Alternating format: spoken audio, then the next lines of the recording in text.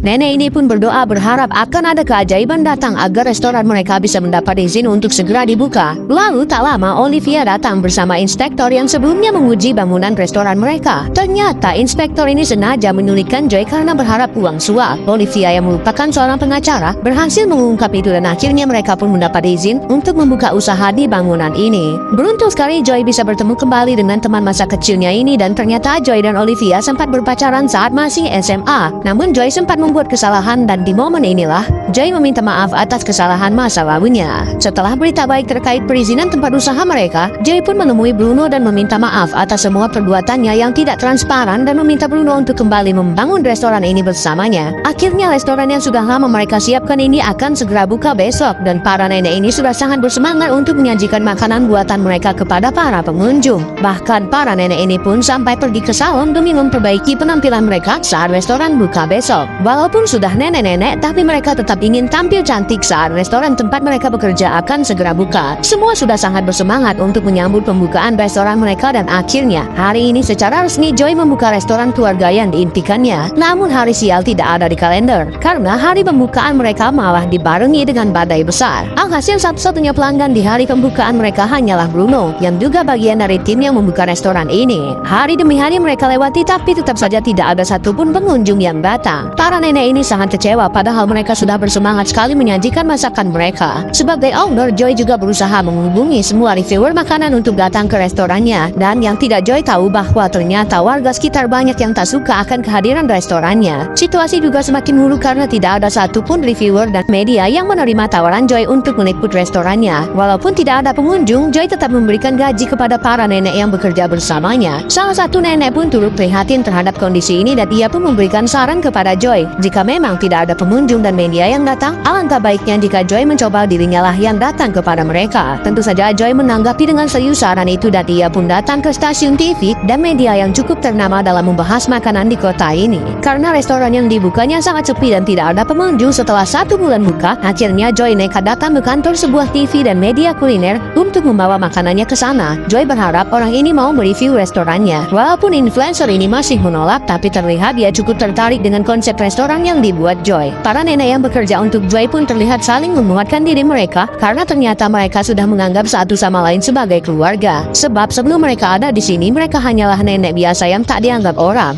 Joy pun akhirnya datang dan memberitahukan bahwa restoran mereka sudah tidak ada harapan lagi dan akan segera tutup minggu ini. Agar bahan makanan tidak sia-sia, Joy meminta semua orang di sini mengajak rekan dan keluarganya untuk makan malam secara gratis bersama-sama. Sungguh disayangkan restoran ini baru ramai di hari terakhirnya dan orang yang hadir pun hanyalah teman dekat dan keluarga. Salah satu warga lokal yang awalnya tak suka tempat ini buka pun akhirnya hadir dan meminta maaf karena ternyata ia sudah menghasut orang untuk tidak datang. Namun Joy tetap menerimanya dengan baik dan mengajaknya makan bersama. Para koki nenek-nenek ini sangat bersemangat sekali menyajikan makanan untuk terakhir kalinya di restoran mereka. Sayang sekali restoran ini bangkrut dalam 1 bulan karena sepi. Dan hari ini sebagai penutupan mereka mengundang semua keluarga untuk makan bersama agar bahan makanan tidak sia-sia. Terlihat semua orang sangat menyukai makanan mereka dan mengatakan bahwa makanan buatan para nenek ini sangat lezat. Tapi walaupun begitu restoran ini tetap harus tutup dan Joy terlihat sangat kecewa karena ia sudah mempertaruhkan hidupnya untuk ini. Namun saat Joy sudah pasrah, ternyata sahabatnya datang membawa kabar baik. Ternyata di antara semua orang yang datang ke pesta penutupannya, ada seorang asisten pengulas makanan paling ternama di kota ini datang diam-diam dan setelah mencicipi makanan para nenek, pengulas itu sangat terpukau dan mengatakan semua cita rasa makanan di restoran Joy seperti cinta yang tulus dari keluarga. Karena pada masa ini ulasan makanan sangat berdampak, akhirnya Joy ingin membuka kembali restoran yang baru saja ia tutup setelah buka 1 bulan. Para nenek yang sudah kembali ke kehidupannya masing-masing dikumpulkan kembali dan ternyata hari di mana restoran ini dibuka kembali sangatlah ramai dan pada akhirnya Joy berhasil membuka restoran impiannya. Tentu saja ibunya dan neneknya Joy di alam sana sangat bangga melihat pencapaian Joy saat ini. Joy pun juga akhirnya membuka surat terakhir dari ibunya yang ternyata isinya adalah semua resep masakan ibunya dan neneknya. Terlihat Joy pun langsung membuat masakan itu untuk mengenang kembali ibu dan neneknya.